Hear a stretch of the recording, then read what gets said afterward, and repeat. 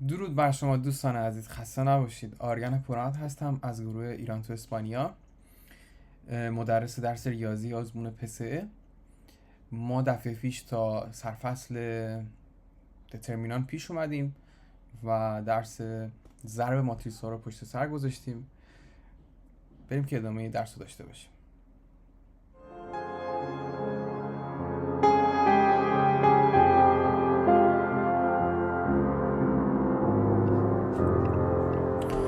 خب بریم ادامه درس. براتون 5-6 تا 4-5 تا فکر کنم سوال ضرب ماتریس ها گذاشتم صفحه بعد. بریم اونا رو انجام بدیم با هم دیگه، حالا مروری بشه واسم. دو تا ماتریس ضرب شدن، حالا ماتریس آ ماتریس ب. ماتریس اولی 2 تا فیلا داره 3 تا کلمنا و ماتریس دومی 3 تا فیلا داره 2 تا کلمنا. 2 تا فیلا 3 تا کلمنا، 3 تا فیلا 2 تا کلمنا. خب ضرب میکنیم. فیلای اولی ضرب در کلمنای دومی. 2 ضرب در 1 2. 3 ضرب در 7 21. 5 ضرب در 0 0. خب فیلای اولی ضرب در کلمنای دومی. 2 ضرب در 6 12. 3 ضرب در 2 6. 5 ضرب در منهای 5 منفی 25. خب فیلای دوم کلمنای اولی. 7 یکی 7. 2 هفتا 14 تا. 4 سفتا 0. فیلای دومی کلمنای دومی. 7 6 تا 42 تا. 2 تا 4 تا. 4 5 تا منهای 20. اینو به شکل کلی درش میاریم، میشه 23. 18 منهای 25 منهای 7. 14 و 7 21 دیگه. 42 4 میشه 46 منهای 20 منهای 26. نه 26 چه منهای 26 گفتم 26. خب بریم بعدی. یه ماتریس 3 فیلا 2 کلمنا داریم. نه که ماتریس هم 2 تا فیلا 3 تا کلمنا داره. یعنی عملا برعکس اینی که اینجا ضربش نذاشتم اینجا. نذاشتم. خب فیلای اولی کلمنای اولی 2 به علاوه 42. بریم بعدی. 3 به علاوه 12. دیگه خودتون دیگه سعی میکنم اشاره نکنم که خودتون ذهنی به این موضوع پی ببرین. هر دفعه بخوام اشاره کنم وقتی ویدیو زیاد میره و همینطور. فیلای دومی کلمنای اولی شروع میکنیم. 14 21. نه دیگه 14 و 14 دیگه نه. 7 تا 14 تا. 2 7 تا 14 تا. خب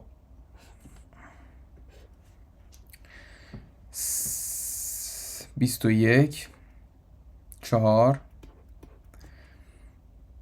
35 8 0 منهای 35 0 منهای 10 0 منهای 20. بریم جمعشون کنیم بنویسیم. 44 15 29 28 25 44 منهای 35 منهای 10 منهای 20. چک میکنیم درسته؟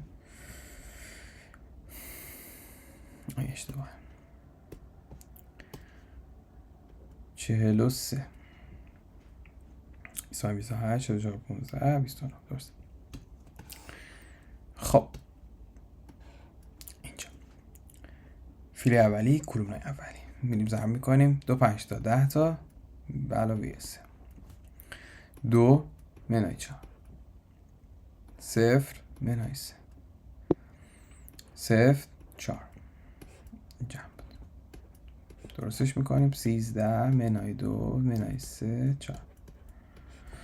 ببینید خب این سوال اول خودتون یه نگاهی بکنین، سعی کنین حلش کنین. یه ویدیو میخوایم پاز بکنین که با هم دیگه بریم چی به چی. خب امیدوارم حالا تصمیم نهاییتون رو گرفته باشین یا حلش کرده باشین یا اینکه حلش نکرده باشین. این ماتریس قابل حل شدن نیست. به چه دلیل؟ به دلیلی که من در اولین جلسه ضرب ماتریس‌ها گفتم باید همخوانی داشته باشن. الان این دو فیلا سه کلمناه، این دو فیلا دو کلمناه، گفتم این دو تا باید همخونی داشته باشن. اگه نداشته باشن ضرب انجام نمیشه. پس این ضرب انجام نمیشه. بریم. این خیلی مهمه. شما این موضوع رو باید به خوبی یاد بگیرید. یعنی این موضوع رو باید اینقدر تکرار کنین که به صورت اتوماتیک یه خورم تفکر میکنین میدونستین که حل نمیشه. فیله اولی ضرب کلمه اولی می‌خواستین بکنین، میدونین که 3 اضافه میمونه. این بنده خدا ضرب هیچ نمیتونه بشه. پس متاسفانه انجام نمیشه. بریم سوال بعدی. میگه 3 ماتریس 3 در 3 تال که آ به توان 3 منهای آی آ به توان 10 چند. این سوال هم یه تایم بذارین حلش کنین، سعی کنین بهش فکر کنین. اگه نتونستین مشکلی هم نداره. خب بریم حل کنیم سوال.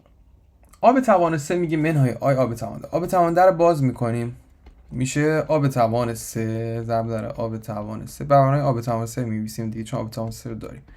آ به توان 3 ضرب در آ. به راحتی این که منهای آیه منهای آیه منهای آیه، این هم که آ در جمع میشه منهای آ. این خیلی ساده. تو گزینه‌ام 100% این موضوعی که منهای آ رو میزنیم دیگه. چیز خاصی نداریم. خب بریم دترمینان رو با هم کار کنیم. اول از همه دترمینان کار میکنیم، بعد میرسیم به رنگو. دترمینان بخش مهمیه به دو دلیل. چون شما میتونین باهاش دو کار رو انجام بدین، دو کار خیلی مهم. میتونین ماتریس رو اینورسا کنین و عرضم حضورتون که رنگاشو پیدا کنین. به عبارتی من رنگاشو پیدا کنین، اینورسا کنین، رنگاشو پیدا کنین. من خود جزوه گذاشتم جلوم، یه چند تا نکته بهش اضافه کردم که بهتون بگم. هم اینورسا کنین، همین که رنگاشو به دست بیارین. دو تا کاری که شما با دترمینان میتونید انجام بدین. عملاً کجایی که به درتون میخواد دو تا کار. دترمینان کلا چجوری انجام میشه؟ این دترمینان یه دونه ماتریس اینجا گذاشتم. این ماتریس رو بریم اول 2 در 2 شروع کنیم بهتر از همه. اول اصلا یه دونه شروع کنیم. یه ماتریس یه دونه‌ای، ماتریسش یه ماتریسی که یه دونه جزء داره، دترمینان این ماتریس همون خودشه که توشه دیگه. دترمینان اینجوری نشون میدیم. مثلا این ماتریس آ باشه، دترمینان آ رو اینجوری نشون میدیم. بدون قدر مطلق فکر کنم بهش میگفتیم دیگه. قدر مطلق میذاریم میگیم مثلا دترمینان به این معنی. حالا ماتریس آمون باشه این 2 منهای 2 2 منهای 3. میگن دترمینان آ رو واسمون به دست بیار. میای پایین اینجوری می‌نویسیش و همون قدر مطلق رو میبریش تو ماتریس، دترمینانش رو به دست میاری. دترمینان ماتریس 2 در 2 به این شکل به دست میاد. این ضرب در این ماتریس 2 در 2 دترمینانش خیلی ساده است، خدا رو شکر. این ضرب در این منهای این ضرب در این. من اینو سبزشون بدم بهتره. منهای این ضرب در این. یعنی می‌نویسیم 2 ضرب در منهای 3 منهای 2 ضرب در 2. الان این چند میشه؟ دترمینانش منهای 6 منهای 4 منها مثبت 4 میشه منهای 2. دترمینان آ شده منهای 2. خب بریم 3 در 3 رو با هم دیگه نگاه کنیم. الان همین ماتریس رو من دارم اینجا می‌نویسم. بریم 3 در 3 همین رو حل کنیم. 3 4 منهای 1 5 منهای 2 1 0 2 منهای 3. خب دترمینان گرفتن این با اون دترمینان دوتایی متفاوته، به دلیل اینکه ذاتاً متفاوتن دیگه. چون اون 2 تا اردن داشت، این 3 تا اردن داره. یه خورده متفاوته، یعنی عملاً راه اولا دو تا راه داره. راه اول به شما آموزش میدم، راه دوم شمی دو تایی هست. راه اول چجوریه؟ شما بردارین دو تا ستون اینجا رو، دو تا ستون اولی که دارین رو بین اینجا اضافه کنین. 3 5 0 4 منهای 2. بذار من این رنگ دیگه بزنیسم که واسهتون راحت تر باشه. 3 5 0 4 منهای 2 2. همین، خیلی ساده. دو ستون اول رو یه بار دیگه نوشتیم. غیر از اینه؟ نه، غیر از این نیست. دیگه چیکار میکنیم؟ بهش فکر میکنیم، میگیم که خب الان چی من اینو حل کنم؟ اینو نوشتم چه به دردم میخوره. شما باید دیاگونال اینا رو ضرب بکنی. یعنی 3 ضرب در منهای 2 ضرب در 3، 4 ضرب در 1 ضرب در 0 منهای 1 5 2. میمیسیم اول 3 منهای 2 ضرب در 3 به علاوه 4 ضرب در 1 ضرب در 0 به علاوه منهای 1 منهای 1 ضرب در 5 ضرب در 2. خب قدم بعدی چیه؟ قدم بعدی که همینو برگردیم یه بار دیگه، یعنی از آخر برگردیم یه بار دیگه. ما دیاگونال خط میکشیم. 4 3 منهای 4 5 منهای 3 3 1 2 منهای 1 منهای 2 0. همین یه بار دیگه می‌نویسیم، ولی باز اونجا دفعه قبل ما دیدیم اینجا باید منها بذاریم دیگه. دفعه منها میذاریم، می‌نویسیم 4 5 منهای 3 4 ضرب در 5 ضرب در منهای 3 به علاوه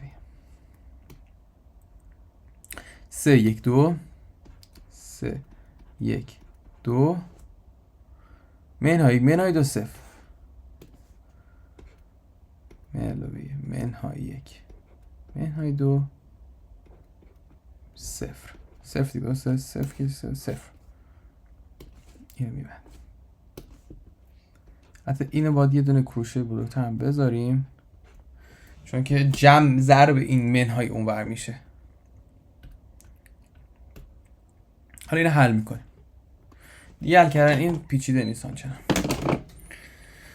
3 منهای 2 3 تا 9 تا 2 18 منهای 18 منهای 18 0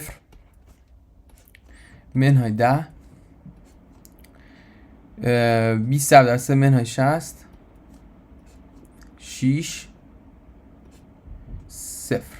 خب می‌نویسیم منهای 18 به علاوه 0 منهای 10 منهای 60 به علاوه 6 به علاوه 0. خب میشه منهای 18 منهای 28 ای بابا منهای 28 به علاوه 56 54 عرضم بزرگتون که میشه 26.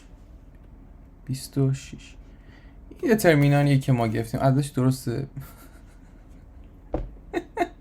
چرا اینقدر متعاقد شد؟ کجا کار اشتباه کردیم؟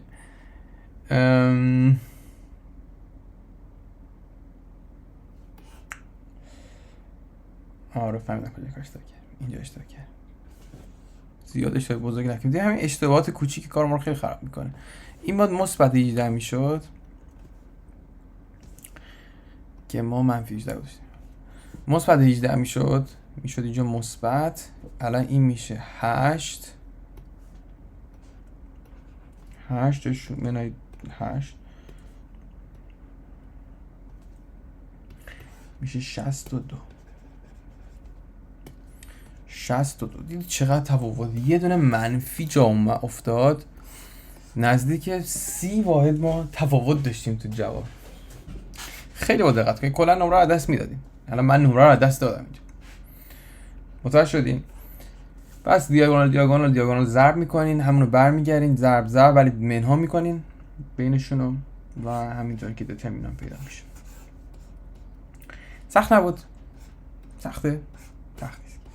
یه سری شرط شروط و شرط داره که بریم اول صفحه بعد ما به صورت کتبی به صورت نوشتاری کار کنیم. بعد نمونهش نگاه کنید، بعد من چند تا بهش اضافه میکنم یا همون ساده تر بهتون میگم.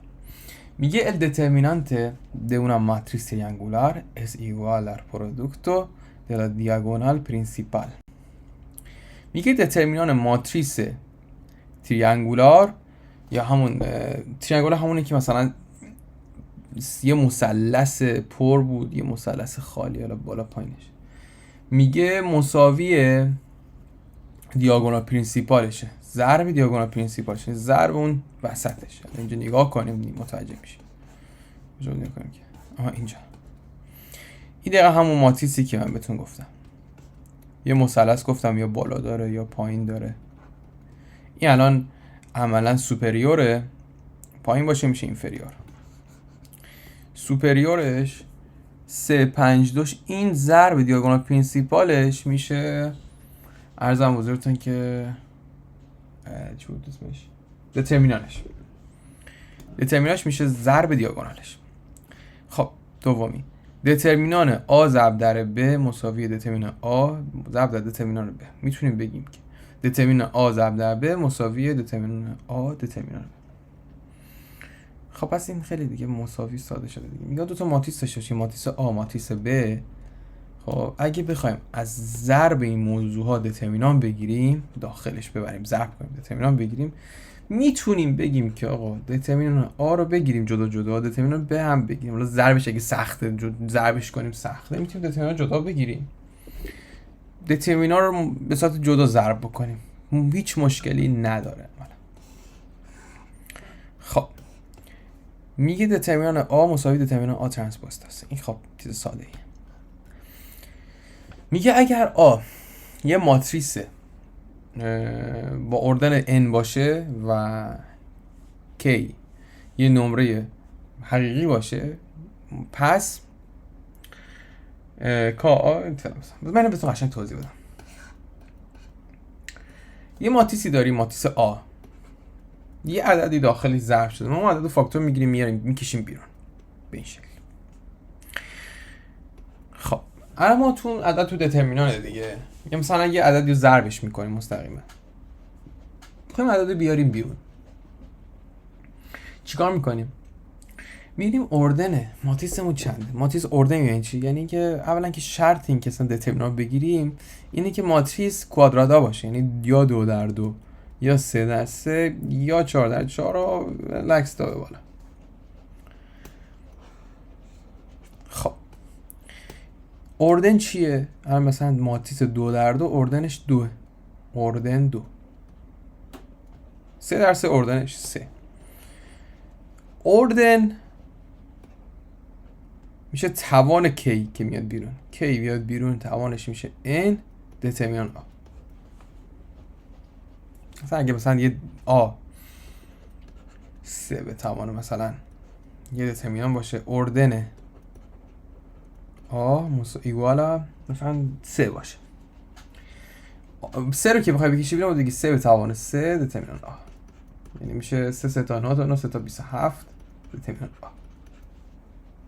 اوکی، امیدوارم که گفته باشه. اوکی خب بریم بعدی. Un determinante con una fila o columna de ceros es igual a 0. میگه دترمینان بگو یعنی ماتریسی که فیلا یا کلومناش 0 باشه کلا مساوی 0. میکنین مثالی نیاوردم چرا؟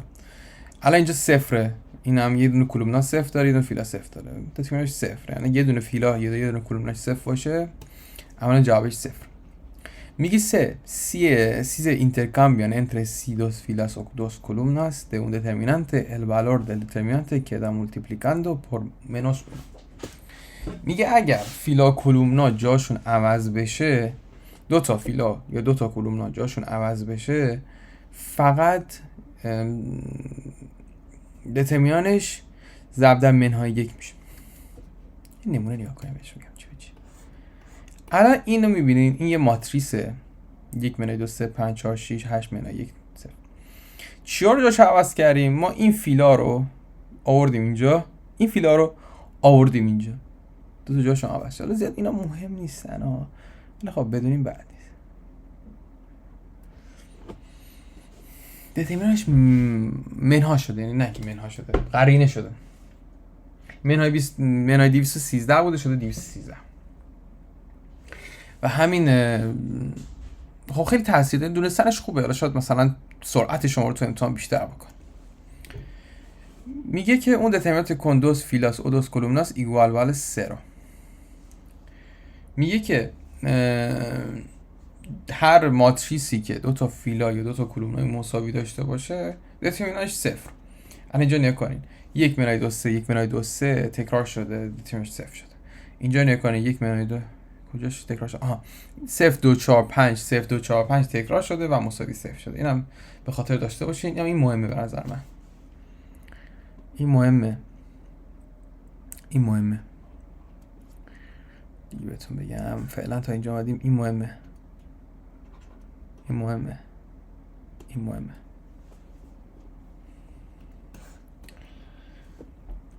بریم بعدی.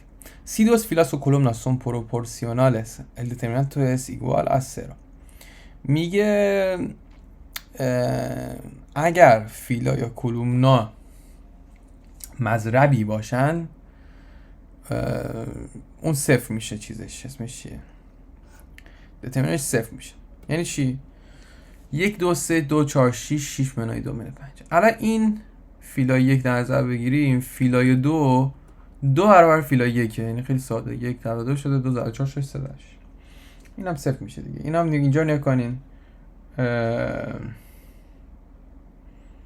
این منها شده، قرینه شده، یعنی ضرب در فیلای کلومنای 1 کلومنای 2 منهای کلومنای 1. اینجا هم صفر میشه. خرواز صفر میشه. Si una fila ya columna es combinación lineal de otras filas, columnas, entonces es valor determinante es nula. میگه که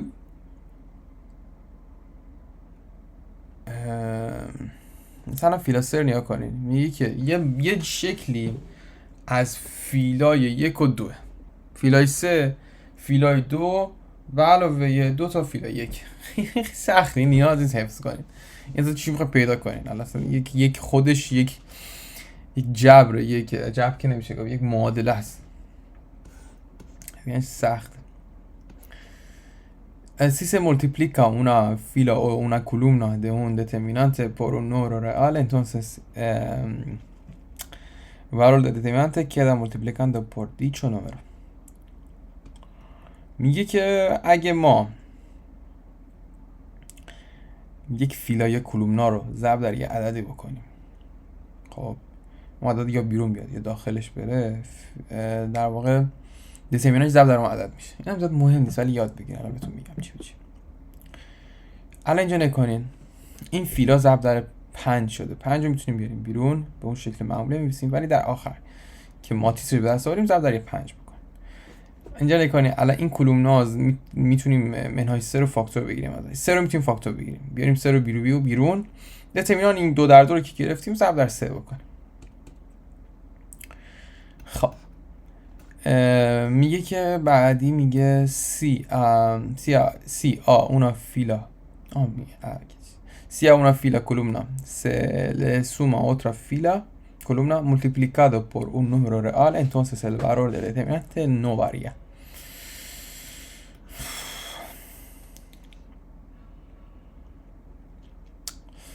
اینجا میگه الان مثلا این فیلای اولی نکنید به علاوه یک دی ای اف شده، میتونیم اونو بیاریم بیرون، خودش یه ماتریس بکنیم با اجزای بقیه یکسان.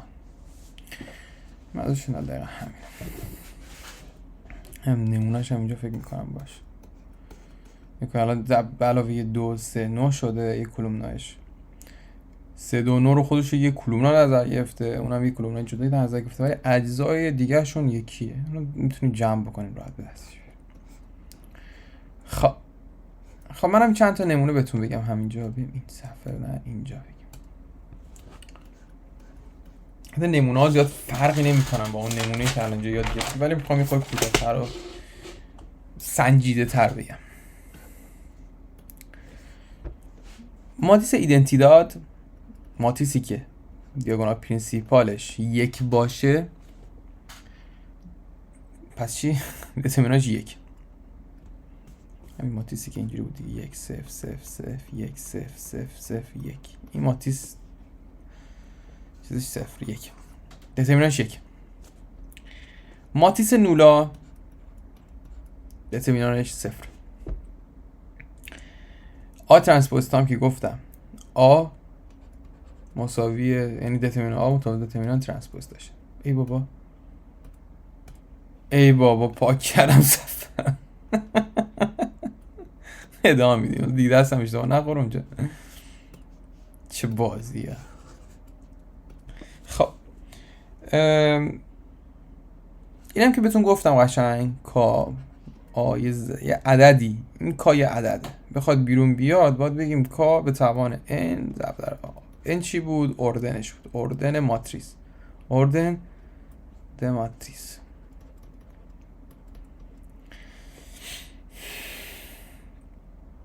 اینم جالبه، اینو من میخوام بهتون قشنگ دقت کنید، اینو میخوام ازتون قشنگ دقت کنید. آ ضرب در ب داخل دترمینان بخوایم بگیریم مساوی همون آ با چه اینجوری نوشتم دترمینان آ ضرب در دترمینان ب.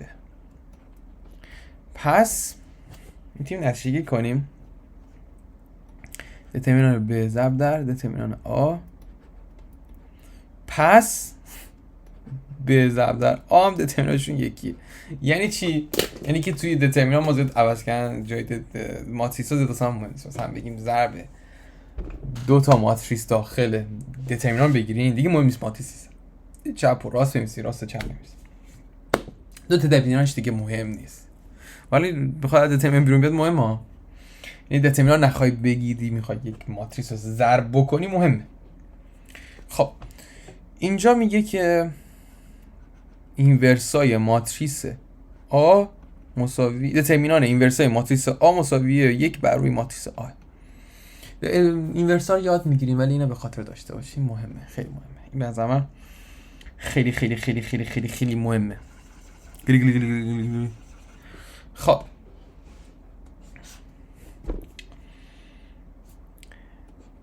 ماتریس آ به توان n برسه میتونیم همونجوری بیاریم بیرون بگیم که ماتریس دترمینان آ به توان ارزم بزرگتون که 2 ماتریس مساوی باشن دترمینانشون مساوی. این خیلی ساده است. اینم جالبه آ 0 0 0 B 0 0 0 C دترمینانش آ بی سیه. و همچنین همون تریانگولار لارز ماتریس تریانگولارس هم همچنینه. اینم مهمه به نظر من.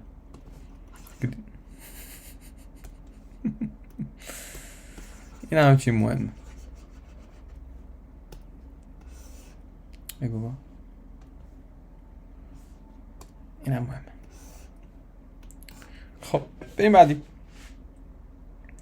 گفتم یه سطری ستونی 0 باشه دترمینانش 0 دیگه. حالا به هر حال دیگه این دیگه ساده است. یا اینکه تکرار باشه با 0 اونو تو همین جزوه هست دیگه این جالبه. ما در روی ضرب ماتریس گفتیم ضرب میتونه حالا بیرون بیاد دیگه. اینجا هم دیدیم که اینجا دیدیم ضرب میتونه بیاد، جمع نمیتونه بیرون بیاد. جمع نمیتواند بیرون بیاد، یعنی این با اون برابر نیست. این خیلی مهمه، خیلی مهمه، بهش دقت کنید، خیلی خیلی مهمه.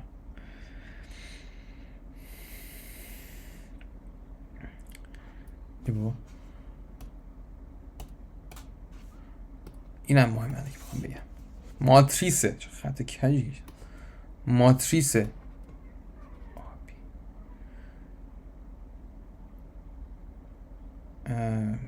آبی دی 0 0 منهای آ منهای بی منهای یا ماتریس آسیمتریکه دیگه، آسیمتریک. این 0 دترمینانش 0. ماتریس آنتی سیمتریک دترمینانش 0. اس. بله بله بله بله بله دیگه همین. بیشتر از این دیگه وارد مسائل نمی کنمتون. دوست دارم بهتون روش دوم دترمین گرفتن تدریس کنم، ولی به نظرم بذاریم جلسه بعدی، چون این جلسه هم طولانی شده فکر میکنم. پس تا جلسه دیگه ما روش دوم دیاگونال ارزم بزرگ دترمین گرفتن آموزش میبینیم. سوالات هم حل میکنیم با هم دیگه. سوالات سعی میکنم آماده کنم یا بنویسم. همین. مراقب خودتون باشین. روزتون بخیر باشه. امیدوارم که هفته خوبی داشته باشین. الان فردا شدم پس فردا ما در خدمتتون بازم باشیم. خدا نگهدار.